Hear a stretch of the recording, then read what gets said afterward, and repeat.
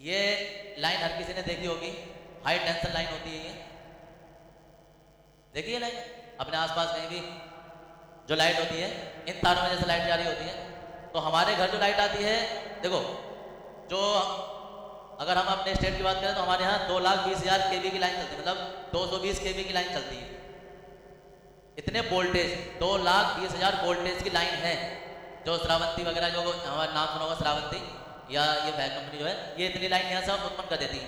Beta gamma जो है ये कम पावर वाली है, लेकिन वो भी सप्लाई करती है। अब टिहरी बांध का नाम सुना है तुमने, या कालागढ़ बांध का नाम सुना है, या कोई और दूसरे बांध सुने, वहां से 1,32,000 आती है किलो वोल्ट। जब वो बड़े बड़े हेडलों में सप्लाई होती है ना, तो वो यहां से 33,000 में कन्वर्ट हो जाती है किलो वोल्ट। किलो का मतलब 3 किलो बढ़ा लो तो 33,000 वोल्ट हो जाएंगे।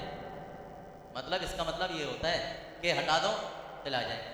किलो का मतलब 10,003 होता है ना, तो ये 33,000। अब ये 33,000 जब तुम्हारे यहाँ महुआ खड़े में यहाँ भी अपना हेडल बना हुआ है, ये 33,000 कन्वर्ट हो गया कहाँ पहुंच जाती है? 11,000 में। 11,000 जब लाइन जाती है तो नॉर्मली आसपास के गाँव में, जब ये देखोगे गांव बाहर भी ट्रांसफार्मर लगे होते हैं मोटे मोटे से, देखेंगे तो वो जी लाइन को कन्वर्ट कर देते हैं, 11,000 को कर देते हैं 440 में। ये 440 जो है ना वोल्टेज, ये हमारे घर आता है। अब 440 में 4 तार होते हैं। अब उसमें से चारों तार तो कोई नहीं लेके जाता अपने घर में, टीवी में चारों प्लग तो लगाएगा नहीं, वरना टीवी ढूंढता फिरेगा काम नहीं, समझ गए? तो वो चारों तो लगाएगा नहीं, उसमें से 2 ही लगाएगा, कोई से भी 2 ले लो। जब कोई से भी हम इसमें से 2 लेते हैं तो ये इसके भी आधे हो जाते हैं। कितने हो जाएंगे? तो ये हमारे यहाँ ऑपरेटिंग वोल्टेज होते हैं, ऑपरेटिंग वोल्टेज। अब कोई कहे यार भाई साहब हमारा टीवी तो यार 150 में भी चल जाए, तो भाई चल जाए, वो कंपनी की अच्छी बात है, लेकिन ऑपरेटिंग वोल्टेज का मतलब है जो कंपनी सप्लाई देती है, वो कहती है भाई 220 वोल्टेज होने चाहिए हमारे घर। जो भी ऑपरेटिंग वोल्टेज का मतलब होता है कि जो चीज़ हमारे यहाँ चलती है, जितनी भी हमारे यहाँ इलेक्ट्रॉनिक चीज़ें चलती हैं जो कंपनी बनाती है, वो ऑपरेटिंग वोल्टेज 220 रखती है। अमेरिका में यही ऑपरेटिंग वोल्टेज जो होते हैं वो 110 होते हैं। वहाँ कोई भी चीज़ चलेगी, टीवी वगैरह, रेफ्रिजरेटर, फ्रिज वगैरह, हमारे यहाँ इतने पे चलेंगे। अगर इससे कम लाइट आएगी तो वो नहीं उठेगा। जैसे एसी है या कुछ है, इससे कम वोल्टेज आएंगे तो वो नहीं चलेगी।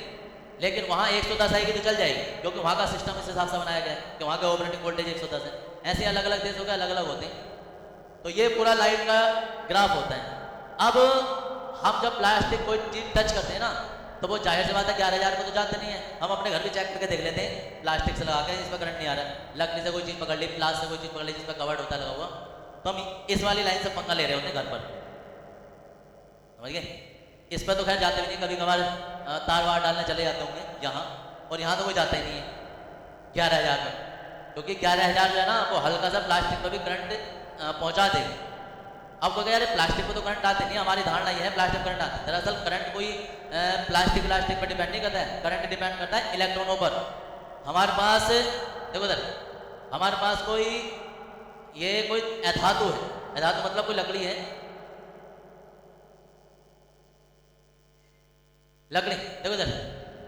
अब लकड़ी के अंदर परमाणु भी होंगे, परमाणु के अंदर इलेक्ट्रॉन वगैरह सभी होंगे। हमने 220 वोल्टेज इस पर भेजे। अब 220 वोल्टेज की इतनी पावर नहीं है, इतनी औकात नहीं है जो कि इलेक्ट्रॉन यहाँ से बाहर निकाल सके, क्योंकि लकड़ी के अंदर इलेक्ट्रॉन या जो भी होते हैं वो अंतराण्विक प्रबल अंतराण्विक आकर्षण बल से बंधे होते हैं। नाभिक से और इलेक्ट्रॉनों के मध्य विद्युत आकर्षण बल जो होता है मजबूत होता है, निकाल नहीं पाते। अब इसका मतलब ये नहीं है कि तुमने घर पे 220 पर चेक किया कि लकड़ी का करंट नहीं आ रहा है, या किसी चीज़ पे हमारे इसमें प्लास्टिक का करंट नहीं आ रहा है, तो वो कहीं और भी नहीं आएगा। अब तुमने यही जाकर पंखा ले लिया भाई साहब 440 छोड़ो, अब 11,000 से जाकर पंखा ले लिया, तो इस बात की गारंटी नहीं है कि ये इलेक्ट्रॉन ना निकालेंगे। हो सकता है इसकी इतनी पावर है कि इलेक्ट्रॉन बाहर निकाल दे, जैसे बाहर निकालेगी तुम्हारे हाथ में ये चीज़ होगी, लग गया करंट उस टाइम पर।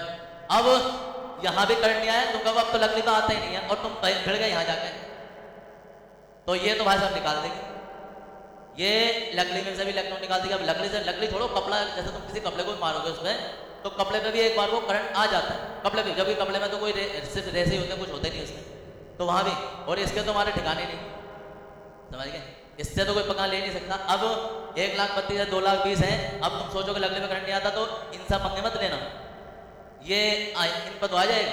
और इन पर ऐसा आएगा कि तुम सोचोगे हम लोग यार जब घर पर हमने छुआ था किसी लकड़ी से, तो उस पर प्लास से रिपेयर किया था तो करंट नहीं आया था, और यहाँ अगर प्लास से रिपेयर करो तो भाई प्लास के लटकन पर नजर आओगे तार। ये किसी को नहीं छोड़ते। क्यों? क्योंकि नियम ये है कि जब किसी चालक तार में विद्युत धारा प्रवाहित होती है तो इसके आसपास विद्युत क्षेत्र उत्पन्न होता है। अब होता है, अब कोई कह हम तो घर में प्लास्टिक का केबल पकड़ लेते हैं, हमें करंट नहीं लगता, नहीं लगता, ठीक है, क्योंकि हमारी ये वाली लाइट होती है। लेकिन सोचो प्लास्टिक का तार अगर जो 11,000 पे है तो करंट कैसे नहीं आएगा? हमारे यहाँ ये बाहर तुमने देखा होगा लाइट के केबल वगैरह हैं, तो इन पर अभी हमने बात की लाइन वालों से कि भाई इस पर हमें प्लास्टिक का पाइप डालना है ना, क्यों ना कभी कोई बच्चा ऐसा वो छुए या कुछ हो तो सब बच जाएगा, क्योंकि ऐसा कोई फायदा ही नहीं है। क्यों? है ना, ऊपर से प्लास्टिक का पाइप डाल दोगे तो भी करंट आता है, तो भी करंट आता है। तो हमने ज़्यादा बहस की नहीं, क्योंकि हमें पता हाँ आता होगा, क्योंकि 11,000 की लाइन अपने आसपास विद्युत क्षेत्र उत्पन्न करती है, यानी कि ऊपर से प्लास्टिक का पाइप भी डाल दिया ना, पाइप डाल दिया तो भी करंट नहीं रुकेगा, तो भी करंट ऊपर से आता है। 11,000 की लाइन है और तुम सोचो नल का पाइप है, तुम उसके ऊपर से पाइप डाल दो तो भी इसके ऊपर करंट आता रहेगा। सिर्फ 4,000 में ये 440 वाली होती है, इस पर नहीं आएगी। और इस पर तो तुम पाइप छोड़ो, बड़ा सा पाइप डाल दो, ये तो भी करंट देती रहेगी। इसलिए ये जो खंबे होते हैं ना, ये वाले खंबे, इन पर लिखा होता है खतरा। खतरे का मतलब होता है कि इसके आसपास मत जाओ, इसका कोई भरोसा नहीं है, कभी भी करंट आ सकता है इस पर भी। और करंट से बचने के लिए क्या होता है, आसमानी बिजली से बचने के लिए 3 तारों में लाइट जारी होती है, लेकिन एक चौथा तार भी सबसे ऊपर टॉप पर बंधा होता है, ताकि आसमानी बिजली से इसका कोई कनेक्शन ना हो जाए। और वो डायरेक्ट कनेक्शन इससे होता है ताकि वो पृथ्वी में चली जाए। तो वो तो बहुत लंबा चक्कर है, तुम उसके लिए वायरिंग के मत समझो ये चीज़। तो हमारा टॉपिक था तो परावैद्युत का मतलब होता है अगर तुम्हारे दिमाग में कन्फ्यूजन है कि लकड़ी पर या किसी प्लास्टिक पर या उस पर करंट नहीं जाता है, तो वो सिर्फ भरता की रखना, बाहर जाके मत कर लेना कि ले मैं तो इस वाली लाइन पर भी देख लकड़ी से छू के दिखाऊँ और छुए रह जाऊँ, तो वो उसका मतलब नहीं है, वहाँ निकल जाएगा। तुम एक ऐसा समझ लो, अरे तुम एक ऐसा समझ लो कि कोई दरवाजे पर यहाँ, अरे सुनो, कोई दरवाजा है और दरवाजा है, किसी लड़के को हमने खड़ा कर दिया, ठीक ठाक है। अब किसी बेचारे पतले दुबले ने जाके इसे धक्का दिया और ये हिलेगा भी नहीं यहाँ से। लेकिन इसका मतलब ये नहीं कि अब ये ना हिला तो हिलेगा नहीं। अब कोई मोटा ताजी गया 1 लाख मारे, बाहर निकल के गिरेगा जाके। जब बाहर निकल के गिरेगा तो जाहिर सी बात है इलेक्ट्रॉन निकल गए, तो वही तो इसलिए छोटी मोटी लाइट इलेक्ट्रॉन नहीं निकाल सकती, लेकिन कोई बड़ी पावर हाई टेंशन लाइन होती है तो वहां से इलेक्ट्रॉन निकल जाते हैं और वहां करंट फुल चांस रहते हैं। तो ये मत सोचना कि 30,000 को या 1,32,000 को अगर जो हम लकड़ी से छोड़ें तो उसमें करंट नहीं आएगा, वो आ जाएगा। हाँ, छोड़ मत, सीधा तब बोला जाता है कि भाई शट डाउन लो हैंडल से और तब जाकर रिपेयर करवाओ।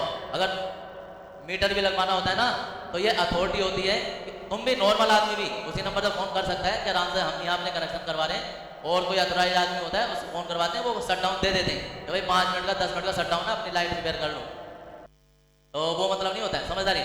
तो देखो इधर काम की बात हमारे पास क्या थी, हमारी बात ये है कि जब भी कोई परावैद्युत पदार्थ किसी विद्युत क्षेत्र में रखा जाता है, परावैद्युत पदार्थ, परावैद्युत समझते हो, कोई भी अचालक पदार्थ, तो जब कोई परावैद्युत पदार्थ विद्युत क्षेत्र में रखा जाता है तो उस पर एक आवेश आ जाता है, आवेश आ जाता है, या उस पर विद्युत क्षेत्र शून्य नहीं होता है, शून्य नहीं होता है, जिस कारण उस पर एक आवेश आ जाता है और इसे ही पदार्थ का ध्रुवित होना कहते हैं। और ये घटना परावैद्युत पदार्थ का ध्रुवण कहलाती है। हम सिर्फ प्लास्टिक, लकड़ी या कोई ऐसा परावैद्युत पदार्थ विद्युत है जिस पर के थोड़ा बहुत आवेश रह जाएगा, और यही हमारा हेड।